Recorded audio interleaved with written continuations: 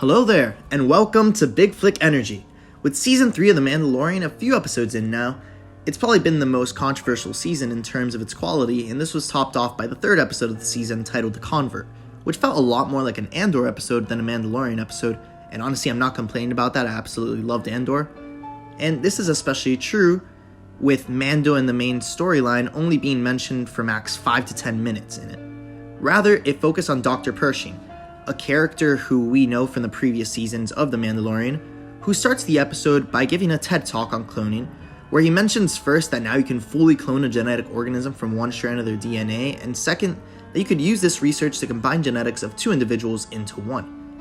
Leaving this episode, nobody had any idea of the value it had in the larger Mandalorian series, especially since cloning is more of the Bad Batches thing, which is another show that's currently being released now by Star Wars, where every episode comes out the same day as the Mandalorian episodes.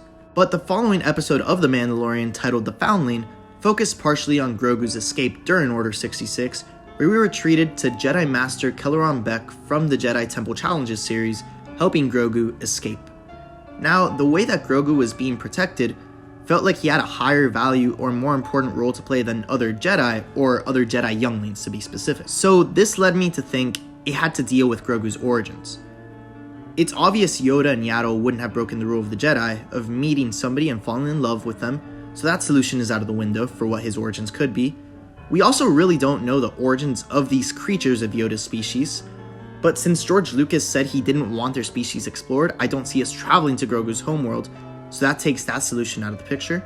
What seems more likely, considering all the talk of cloning recently in both The Mandalorian and The Bad Batch, is what if Grogu is a clone of Yoda? Now this theory goes deeper into why and how this was done. For how, let me take you back to Dr. Pershing's speech, where he mentioned that you can even combine genetics of two people, picking what you prefer from each and mold that into one clone. That was a very random line, and is something we have never seen done in Star Wars canon. Or have we? You see, I believe them mentioning this is because this is what Grogu is. A fusion of the DNA of two people. He's not just Yoda. In my opinion, he's a fusion of Yoda and Jango Fett. It would make a lot of sense if they used proven DNA for cloning in the form of Jango Fett, and the Force-sensitive individual of Grogu's same species in Yoda, which resulted in the creation of Grogu.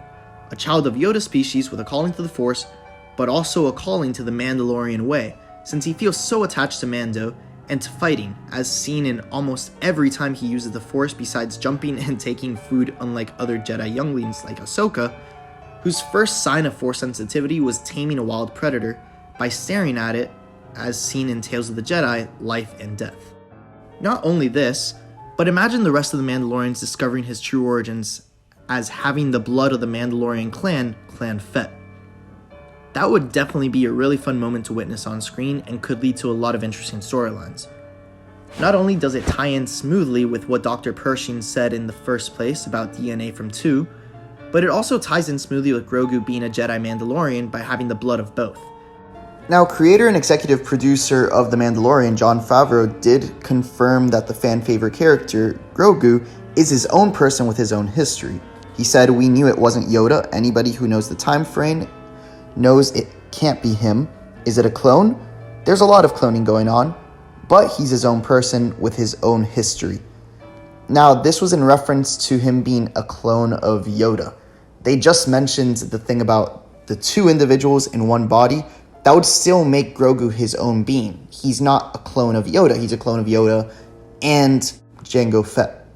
So I think this would kind of counter that argument, and it would pretty much bring it back to the possibility of Grogu being that clone, because he's not Yoda, and these aren't implanted memories from the past of Yoda.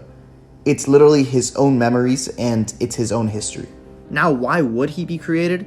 It's possible he was created as a test subject to see if midichlorians could be cloned in a new living organism to force-wielding levels, as well to potentially build a stronger clone army, and since Yoda was the strongest in the Force of the Jedi at the time of Grogu's birth or creation, his blood was used.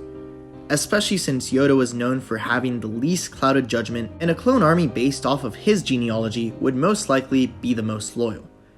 After seeing that this war against the Separatists wasn't coming to a close, the Republic got desperate and sought to clone Jedi for their armada. Or another potential solution is perhaps it was Yoda that sensed the end of the Jedi Order coming and ordered for a clone of himself to be created to one day help stop whatever darkness was coming, and Grogu was the result.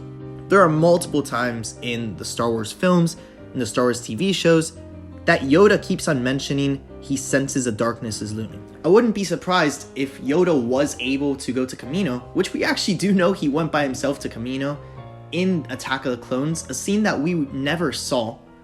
So it's possible that during that experience, he still felt that this army wouldn't be enough, and he decided to have a clone of himself made, which would have been the perfect opportunity to do it, because we don't know what happened at that time. Either one of these could be logical as to why Grogu is being so heavily protected during Order 66, and why the Empire was so desperate to find him.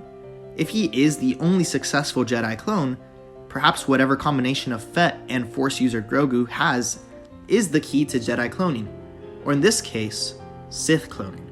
Now, I could go deeper into how this ties into why the Empire wants to capture Omega from the Bad Batch, and how Palpatine was successfully cloned, but that's a video for another time. For now, what are your thoughts on Grogu being a clone of both Yoda and Jango Fett, whether you think it's true, or if you have any other ideas of what could be Grogu's origins, where I know I've heard the theory of him actually secretly being the chosen one, which I doubt, or if maybe Yoda and Yaddle actually did get it on, which I can't imagine, but hey, stranger things have happened.